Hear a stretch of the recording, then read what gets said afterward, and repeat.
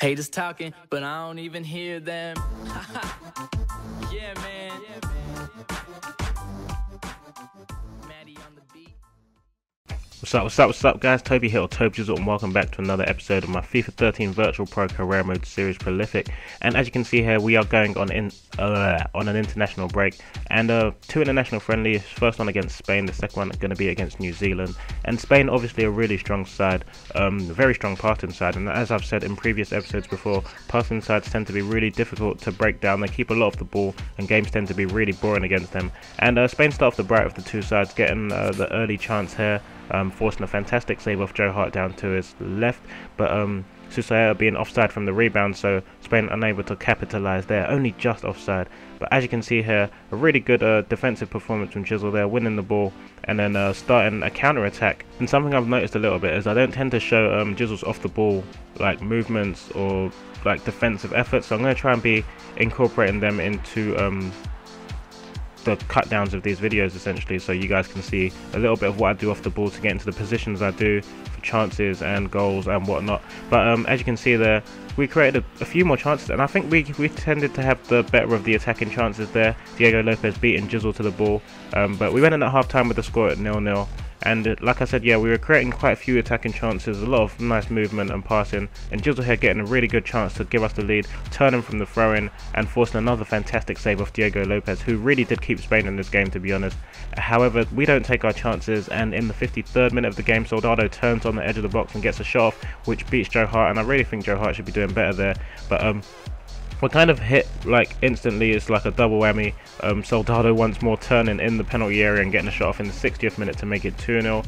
And Spain have really kind of taken this lead out of nowhere. They weren't creating much before that stage in the game, and here you can just see a little bit of how difficult it was to break them down. They had like 5-6 men behind the ball every time, just blocking off the little channels, and here TBJZL doing well to beat the defender with skill, and once more Diego Lopez making a fantastic save to keep the lead intact. However, from the resulting corner, Rooney rises in the air and nods it past the goalkeeper to kind of break that deadlock and give us a goal. And we do tend to create more chances in the 88th minute, working the ball nicely into the box here, but unable to finish off the move. A lot of bodies back in the box, only managing to hit the side net in there, so really unfortunate not to equalise. And so that is how the game finished, 2-1 at home to Spain, so quite a disappointing result. And a 6.3 rating, which isn't the best, showing that we weren't really involved in the game as much as we would have liked to have been. I think that made sense. But yeah, we move on to our game against New Zealand, and New Zealand not really a side known for their footballing, although they do make the World Cup pretty much every year from what I remember. And yeah, like I said, they're pretty dominant side in rugby, but when it comes to football, they only have one or two players that shine. Notably in the championship this season, Chris Wood, one of their star players, but he's not in this game. And in the 8th minute, we get off to a flying start. TBJZL leaping like a salmon once more, as he did in the last episode, and winning a header to nod it past the goalkeeper and make it 1-0 early on. And like I said in the last game, I want to be kind of showing you TBJZL's off the ball work and what he does. And here you can see a really good bit of defensive pressure, forcing a throw-in, not winning possession essentially, but putting the defence under pressure. And once more here, putting the defenders under pressure, really not holding anything back. And when you put the computer under the right amount of pressure, they tend to make mistakes and give away the ball, and that's kind of what happened. And Rooney there finishing off a really nice passing move. First time left foot, I think, past the goalkeeper, so we're going at half time with the score at 2-0, goals from Rooney and Lethal TBJZL, of course. And we start off really brightly in the second half as well, I think, working the ball nicely once more. Jack Wilshere playing a deflected ball over to Lethal TBJZL, but his header was comfortably saved by Moss. And then Newcastle, New Zealand start to create chances of their own, forcing a good save off Joe Hart there, and another one right here. Bertos turning in the box and forcing a save off him, but we're able to clear through Chris Smalling, and we do create a couple more chances here. Wilshere playing another lovely ball over the top, and TBJZL volleying first time, but a fantastic save by the goalkeeper keeps it at 2-0. However, from the resulting corner, Jolyon Lescott this time rising in the box to win the header and make it 3-0, and that's pretty much game over from that point on. And I think New Zealand really go to sort of a damage limitation strategy, getting a lot of men behind the box and making it difficult for us to score many more goals. And I think this is the last of the chances that we get in this game.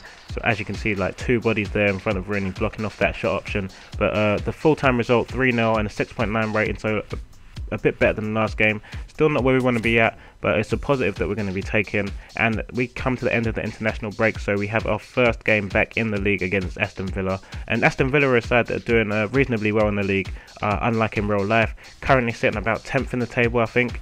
Yeah, as you can see, they're 10th in the table on 41 points. A negative goal difference showing they're a bit leaky at the back, and we're going to be looking to take advantage of that weak defence. Early on, they create a chance getting or floating across into the box, but a defensive error from Barry Bannan allows us to break on a counter-attack. Hoylett showing a little bit of pace and acceleration there to get away from his man before playing Lethal Jizzle through. And just look at the pace on this counter-attack, fully black. Lethal Jizzle slotting home past the goalkeeper with his left foot to make it 1-0 in the 7th minute, and that's one of the fastest counter-attacks that I think we've done in the season, showing that Jizzle is really developing as a player physically. And I like to say this a lot, but yeah, he's really developing those physical attributes, and it's really starting to stand out in this game. And Aston Villa do create chances of their own here. Agbonlahor getting a shot off, which is saved by Julio Cesar, and a fantastic defensive intervention from Fabio, making sure that they don't capitalise on that mistake.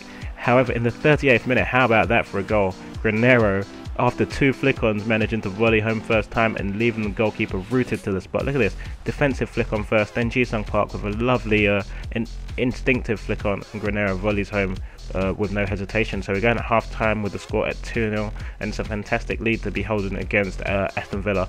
But we do create a few more chances in the second half here. Tarap going for an optimistic effort from about 35 yards maybe, but keeper saving comfortably. And then it's all Aston Villa trying to get their goal back, working the ball nicely through the field, but Julio Cesar commanding the situation there. And more chances come for Aston Villa. Once more, Agbonlahor the man, but he can only hit the outside of the post, and that is how the game finishes. So 2-0 victory. All the games in this episode were quite short on chances, quite low on opportunities because of the defensive displays. But I hope you guys have enjoyed this episode. If you have, feel free to leave a like. If you didn't, hit the dislike button. But if you've enjoyed the video and you think you'd enjoy the rest of the content on my channel, feel free to subscribe, and I'll talk to you guys in a bizzle. Peace.